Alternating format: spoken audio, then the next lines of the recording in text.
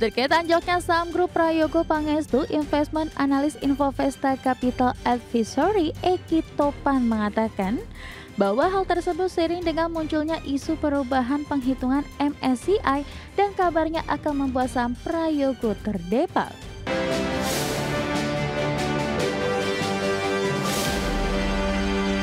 Ketopik pilihan pemirsa, di tengah penguatan bursa Asia Pasifik, indeks harga saham gabungan justru ditutup turun 2,94% ke level 8.028 pada perdagangan sesi pertama Senin 27 Oktober 2025. Pemberat utama datang dari saham-saham konglomerasi, terutama saham grup Prayogo Pangestu, di mana saham BRPT dan Brand memimpin pelemahan dengan koreksi lebih dari 12%. Indeks harga saham gabungan anjlok 2,94% ke level 8.028 pada perdagangan sesi pertama, Senin 27 Oktober 2025. Rentang pergerakan IHSG di sesi 1 berada di antara 7.959 hingga 8.353. Kontras dengan IHSG, bursa di Asia Pasifik justru kompak menguat. Indeks saham acuan utama Jepang Nikkei 225 berhasil menembus level 50.000 untuk pertama kalinya setelah pelaku pasar menyambut baik kemajuan perundingan dagang Amerika Serikat dan China dan momentum kuat dari Wall Street. Indeks acuan ini naik lebih dari 2%, sementara Topix naik 1,61%.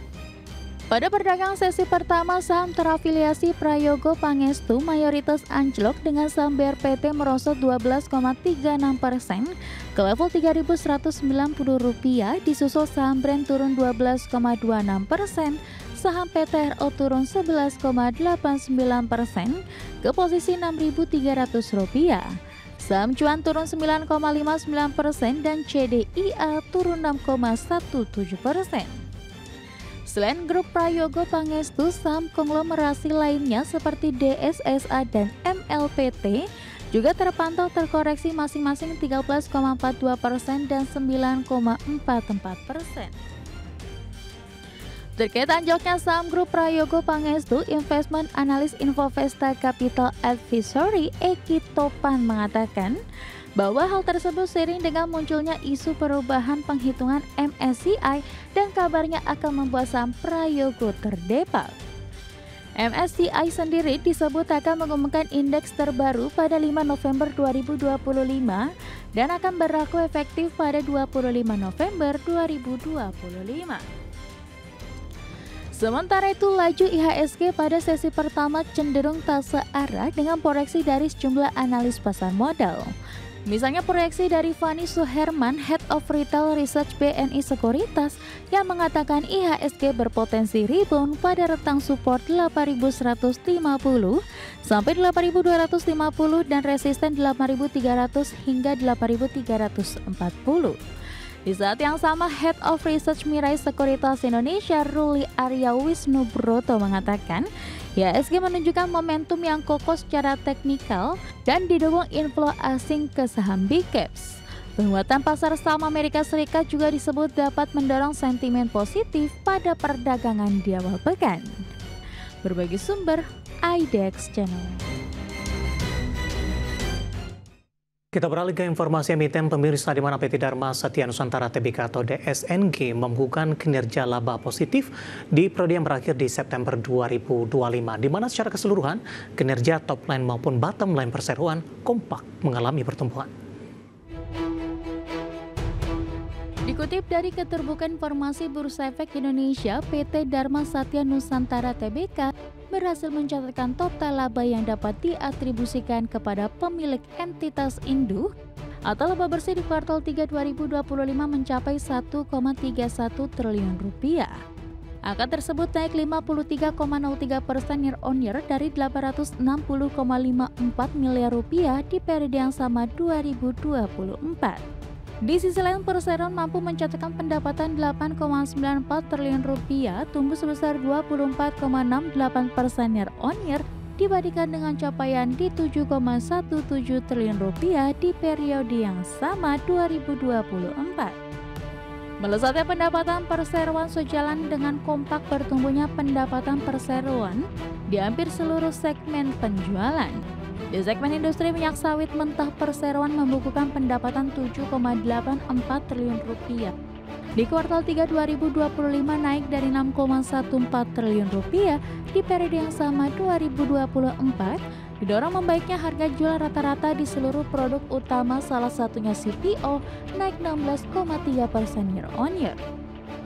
Di segmen industri produk perkayuan membukukan pendapatan 948,75 miliar rupiah, namun segmen energi terbarukan mencatatkan pendapatan 148,86 miliar rupiah, turun dari periode yang sama 2024. Direktur Utama PT Dharma Satya Nusantara Tbk, Andrianto Utomo mengatakan, peningkatan laba bersih didorong membaiknya harga jual rata-rata produk sawit dan perbaikan efisiensi operasional di seluruh lini usaha.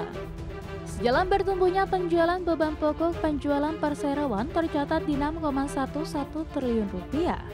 Meskipun demikian, perseroan masih mampu mencatatkan laba kotor di 2,83 triliun rupiah dari 2,14 triliun rupiah di periode yang sama 2024.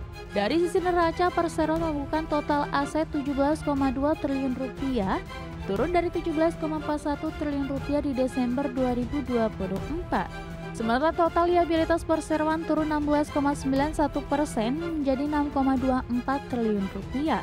Namun total ekuitas perseroan tumbuh menjadi 10,95 triliun rupiah per September 2025. Berbagai sumber, IDEX. Di tengah laporan kinerja yang cukup positif, pemirsa, secara teknikal saham DSNG hari ini ikut mengalami koreksi yang cukup dalam seiring pelemahan dalam indeks harga saham gabungan. Namun catatannya adalah di beberapa perdagangan terakhir DSNG sudah mengalami penguatan yang cukup signifikan. Langsung saja kita ke grafis yang pertama, kita akan coba lihat pergerakan saham DSNG di sepanjang perdagangan hari ini. Dibuka di sesi pertama pada pagi tadi dibuka flat di 1725. Kemudian beberapa menit pasca pembukaan, saham DSNG bergerak ke zona hijau hingga menembus ke intraday tertinggi hari ini di 1740.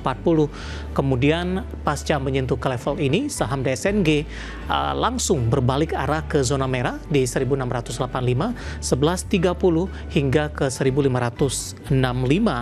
Dan merupakan intraday terendah di perdagangan hari ini. Pada penutupan, pelemahan terbatas ke 1545, pembukaan sesi kedua kembali melemah di 1575. Saat ini sudah berada di level 1640, pelemahan terbatas di 4,93% karena secara intraday DSNG hari ini sempat melemah di atas 7%.